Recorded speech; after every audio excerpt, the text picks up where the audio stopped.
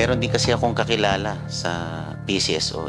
Sabi niya, we hire reactors. 100 or 200 or so reactors. Ang trabaho po nila ay magbigay ng positive reaction sa mga posts ninyo, magbigay ng positibong comment sa mga posts.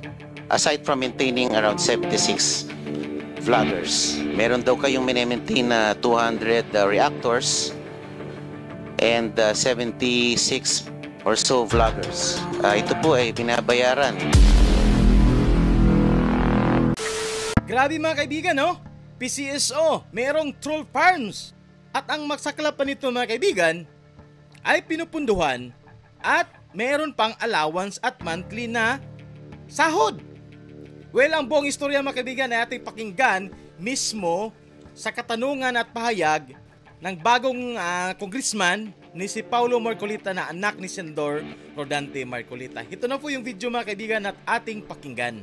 The chair now recognizes from the minority, Honorable Paulo Henry Marcoleta from Sugi Party List.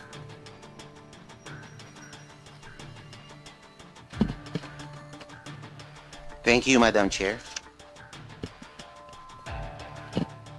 Mr. Secretary, looking at the budget of the PCO proper, the fluctuations are rather large. From 493 million in 2023, it reached nearly 90% to 933 million in 2024, only to be cut to 695 million in 2025. And now, the PCO is requesting a 954 million budget for 2026. This rather yo-yo or fluctuating budgeting makes it impossible to track long-term strategies. Could you kindly explain to us what new urgent mandate justified the nearly doubling of your budget in a single year? Thank you, Your Honor, Madam Chair, and thank you for this opportunity to explain what you have described, Your Honor, as the yo-yo budget. I was informed that the budget in 2024 was significantly reduced because of the low utilization rate in 2024.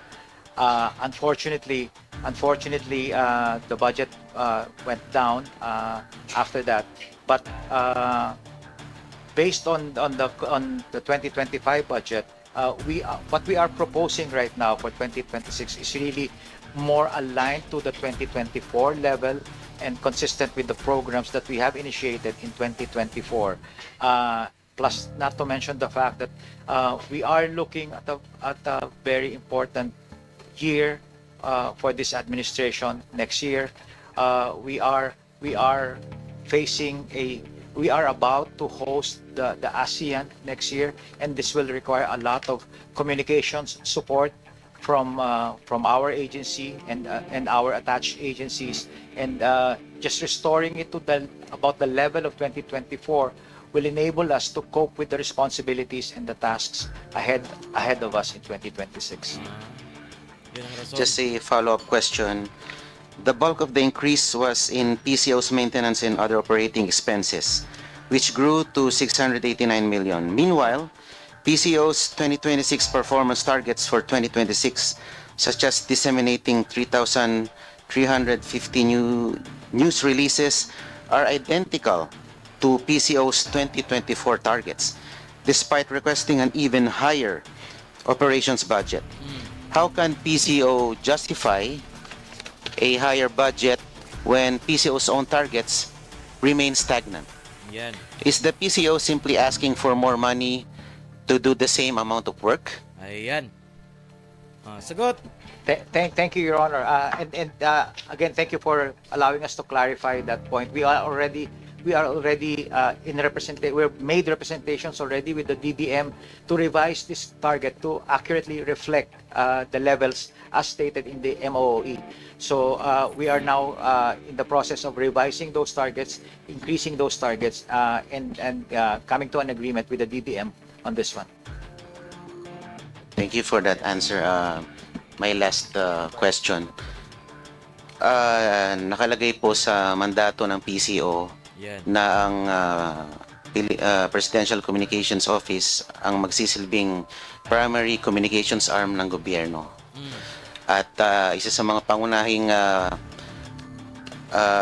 trabaho ninyo ay ilathala ang mga magagandang achievements ng ating pamahalaan.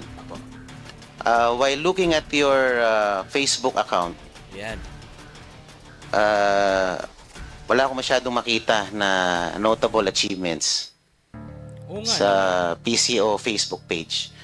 Ang nakikita ko lang recently, yung mga inspection ng ating Pangulo sa mga faulty flood control projects. I don't know if it's that an achievement in itself.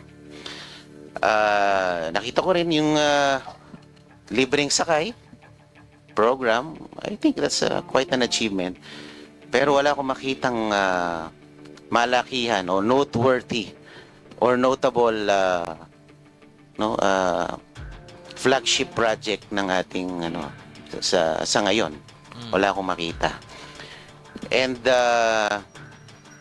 meron din kasi akong kakilala sa PCSO. Yan. Hindi naman ganun kakilala pero nakakapagkwento rin siya. Sabi niya, we hire reactors. Uy. Ang trabaho ng reactors, 100 or 200 or so reactors. Ang trabaho po nila ay magbigay ng positive reaction. 100, 200 reactors. So, ipapalagay natin 10 tao. Pag dalawang account or 50 katao, 200. Kasi pwede magdubli-dubli ang account yan eh. So, ito na nga yun guys, yung tinatawag na troll farms na binibigyan ng salary at allowance daw kuno ng PCO base sa isiniwalat ni Paulo Marcoleta. Sa mga post ninyo, magbigay ng positibong comment sa mga posts. Yun po ang trabaho. Ibig sabihin ba nito, kung Marcoleta, namimili sila ng likes and heart reaction sa tao? Ganon na ba sila kahina? Ganon ba kapangit yung performance talaga ng PCO? May gulay. Aside from maintaining around 76 vloggers. Grabe. Uy! May 76 vloggers pa silang oh my gulay. Aside from troll farms mga kaibigan, meron pa silang 76 ka-vloggers na ginagastusan. Oh my gulay. Is that correct? Your Honor, if I may clarify, you mentioned PCSO or PCO? PCO, I'm sorry. PCO. Meron daw kayong mini-maintain na 200 reactors and 76 or so vloggers. Oh my God. 200 ka reactors na troll farms at meron pang 76 ka mga vloggers. Na ang mga vloggers sa tanong ito mga kaibigan ay may monthly na allowance or may sahod, parang ganun. To that point, Your Honor, we don't maintain reactors and bloggers. We have organic supporters of the president who comments on our posts, but we don't retain any of those bloggers or reactors, as you may put it. Those are organic, real people commenting on our posts, commenting the activities, the programs of the president. And they are by no means employed by us. Taliwas po ang aking impormasyon na natanggap.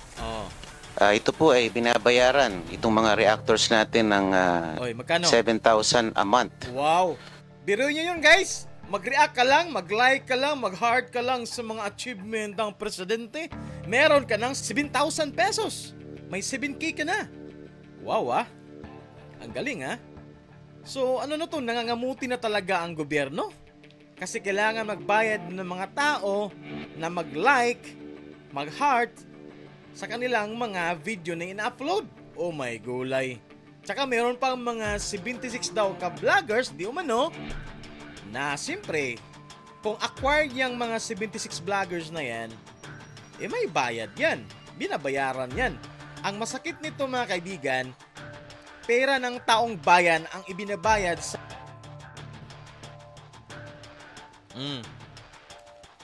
Diba? Ano masabi niyo mga kaibigan? Tama ba yun?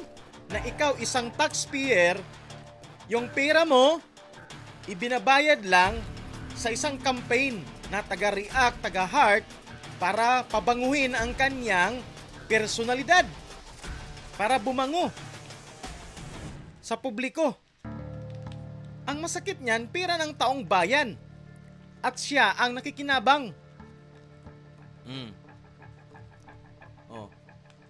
Pwede natin masabing totoo hindi, pero yun na nga, sabi nga ni Kong Marcolita mga kaibigan, na ang kanyang source ay mismong nasa PCO nagtatrabaho.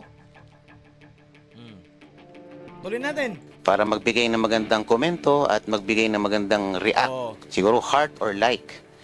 Para po maganda ang traction ng ating mga posts.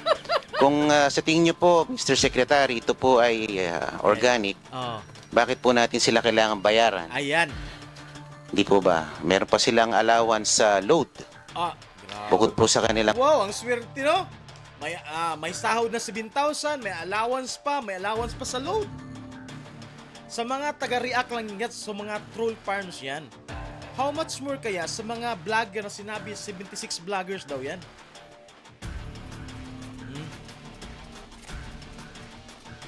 Grabe, no? Gumagastos ang gobyerno para sa kanyang PR. Kung iisipin natin mga kaibigan, wala palang kwenta tong PCO mga kaibigan. PCO, yan yung PR ng gobyerno. Nagbabayad pa sila ng ibang tao para i-PR ulit. Ano yan? Nagmamakaawa ng atensyon? Kailangan magbayad ng mga tao na taga-react sa kanyang mga upload videos, kanyang achievement? Kasi kung isipin natin mga kaibigan, kung maganda yung performance mo, ang tao na mismo ang mag-like niyan. Biruin mo magbayad ka pa para mag-like sa'yo? Anong panluloko yan? Niluloko mo na yung sarili mo. Parang ano lang yan guys eh. Niluloko mo na yung sarili mo na sikat ka, pero yung mga taong nag-a-admire sa'yo, bayad mo pala? Ang sweldo. Opo, with all due respect, Your Honor, hindi po namin sila binabayaran, and we can check that in the line item po of our budget. Wala po kami binabayaran na gano'n. As I said, and I will reiterate, these are organic, real people who supports the President and comments positively on the activities and programs of the President on our official channels, official platforms in social media. Yes. So yun na nga mga kaibigan, dininay ng sekretary ng PCO na wala daw ganyang nangyari, walang troll farms, walang vlogger na binabayaran. Dinideny niya. Ito ang tanong, naniniwala ba talaga kayo na yung isiniwalat ni Paulo Marcolita katang-isip lang, hindi totoo? Do you think itatanong yan ni Kong Marcolita kung wala siyang reliable source? Di ba? Wala po yun sa line item ng budget namin, Your Honor. Kung wala po kayong binabayaran, ano po ang komposisyon ng mga job orders po? Yan. At COSs na binabayaran nyo that comprises most of the personnel services? Yes, Your Honor. For the JOs and the COS, their roles and responsibilities are clearly defined in the contracts that they signed, and we will be more than honored to furnish the committee with the JOs and the COS contracts if required, Your Honor. Ma'am, how much time am I given left?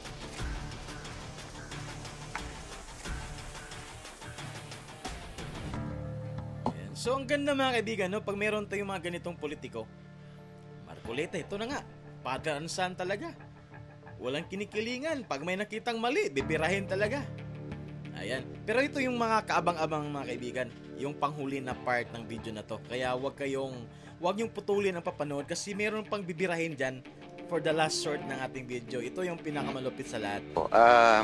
Ito na lang po, as a way forward, Madam Chairperson, Mr. Secretary, may I kindly ask for the committee to direct the PCO in submitting to the Secretariat and my office within 5 working days the following documents. Ayan. Traveling expenses, a list of all foreign and local trips, their purpose, duration, cost, and the personnel who traveled.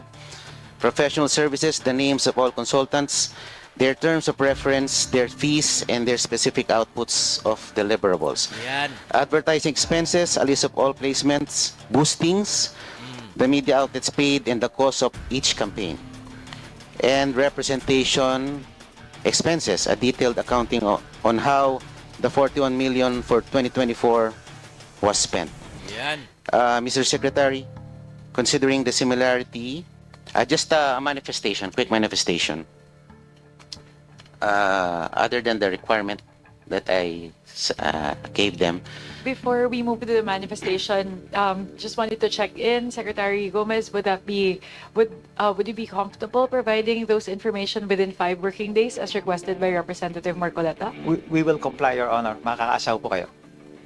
opo, ito naman po ay tanong, ano ko lang naman, pakiwari ko lang. Pakiwari. Hindi po ba mas madaling depensahan ng administrasyon kung ito ay maraming mga notable achievements? Mas madali siyang depensahan kaysa depensahan yung mga or labanan yung mga kritiko Tama. ng gobyerno. Oo. Kasi ang nakikita ko po, parang din siguro, napansin ko rin kasi si Yusek Claire Castro, Ayan. pag siya po ay nagsasalita, Oo. lagi siyang on the defensive tone. Correct.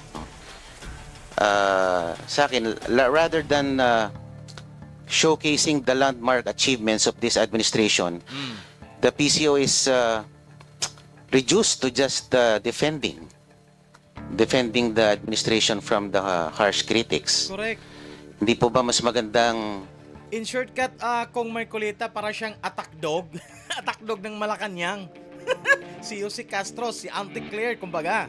kung gagawa tayo ng maganda para sa ating bansa, tulad ng sinabi nyo, Secretary Dave, mas magiging organic ang mga taong dedepensa sa ating Pangulo at sa ating pamahalaan kung gagalingan natin ang ating Bisyo. pagganap ng ating tungkulin sa ating gobyerno. So, sana naman po bukas o mamaya wala akong matanggap na PCO-sponsored attack. Yan. Dahil Alam naman natin yan eh. Pag may bumibira kang Yusek or sa Malacanang, di ba? Ano agad yan? Very defensive agad yan sa Claire. So, titingnan natin ito mga kaibigan kung anong isasagot ni Castro sa pahayag ni Kong Paulo Marcoleta. Kaya nag-ano na nga pinangunahan na nga ni Kong Marcoleta nga, titingnan natin bukas. Kung PCO sponsor na naman to, bibirahin tayo bukas ng PCO. Aasahan ko na to. Kaya lang, mag-iingat lang po ang mga kinaukulan dahil baka kayo ay liable din sa cyber libel. So, Ayan. pag-aralan nyo rin po. Ayan. Yun lamang po. Sana So yun na po, nagbigay ng warning si Kong Marcoleta na mag-ingat din sa cyber libel, kumbaga. Oo nga naman, no? Kasi napansin naman talaga na since inilagay si Auntie Claire dyan, any negative comments regarding sa government, siya ang taga-bara. Atakdog nga ang tawag dyan eh. focus po kayo sa paglalahad ng mga notable achievements ng ating administrasyon rather than resorting to attacks. Tama. Kung ano yung magandang achievement ng gobyerno sana, yun lang sana ang focus ni Jose Castro dyan. Hindi yung tipong may mga issue maliliit dyan, sinasagot niya talaga, no? Kahit may mga pasaring si BP Sara, sinasagot niya talaga.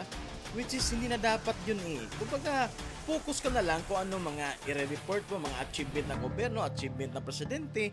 Yun talaga lang naman dapat ang trabaho mo. Pero yun na nga, parang nilagay naman sa talaga si Jose Castro dyan is to be a defensive talaga. Hindi naman totally to give mga good news ng gobyerno, hindi talaga parang ano siya, double purpose siya dyan. Attack dog at the same time, nagbibigay rin information sa Malacanang. Pero yun na nga, most of the time nakikita natin in every press release o press conference niya, hindi mawawala yung pagiging defensive niya. Yun ang problema dyan. Kaya sinabi na nga mismo ni Kung Marcoleta na sana mas mag-focus lang sana sa achievement ng gobyerno ang PCO. Hindi na yung tipong parang ano na lang ba, pardagulan na nangyari sa lahat, no? Pag merong negative comment doon, sasagutin din niya, bibirahin din niya. Diba? Oh my gulay talaga mga kaibigan. So yun po yung video natin mga kaibigan. Ayan. So yun na nga, napag-alaman natin mga kaibigan na merong 76 ka mga vloggers at saka 100 to 200 ng mga troll farms na pinupunduhan. Wherein meron daw itong 7,000 monthly na sahod at iba pa yung allowance para sa mga data or sa load. Sa mga troll farms lang yun ha. How about kaya sa 76 vloggers na yan? Magkano kaya ang monthly niyan? Siyempre mas malaki kaysa mga reactors. O reactors o yung mga troll farms. Bakit kailangan pa ng gobyerno mga kaibigan na magbayad ng mga taong taga-heart react sa kanilang mga post video? Ito ba'y nangangahulugan na nangangamuti na talaga ang gobyernong ito? Anong masasabi niyo mga kaibigan? Tama bang gawin yon ng PCO? Oh, kasi sabi na nga mismo ni Kung Marcoleta hindi naman niya pwede sigurong sabihin sabi-sabi lang yan, issue-issue lang yan kasi mismo ang source niya ay galing daw mismo sa loob ng PCO na kaibigan ni Kung Marcoleta. Grabe no? 76 ka vloggers baka nandun ang pangalan natin pero wala tayong natanggap. But anyways, I'm sure yung mga vloggers na yun na sa side ng BBM administration yun, mga BBM vloggers yun, matawag dun. At the same time, yung mga reactors, mga troll farms na yun, meron silang 7,000. Kung isipin natin, good for them kasi may kita sila, may pambili ng bigas. Pero, pag-iisipin natin as a whole mga kaibigan, masama ito para sa ating bansa. Kasi nga, gumagastos ang gobyerno para sa kanilang sariling interes. Hindi para sa kabuang interes ng mga Pilipino. Biruin mo yun, gumagastos ka para pabungihin yung pangalan mo. Ganun na ba talaga kakulilat ang gobyernong ito mga kaibigan? Ano sa tingin nyo mga kaibigan? But anyways, I hope nag-enjoy kayo sa ating video mga kaibigan sa araw na ito. Yun na nga, meron na naman tayong natuklasan base sa pahayag o sinawalat ni Kung Paulo Marcoleta. Troll farms, pinunduhan ng PCO. So ano masabi nyo? Pag-comment na lang po mga kaibigan, tama ba ito o hindi? Ayan po, kung nag-enjoy kayo sa ating video, sa ating content, huwag kalimutan mag-like, share, and subscribe sa ating channel. And until next time mga kaibigan, bye-bye.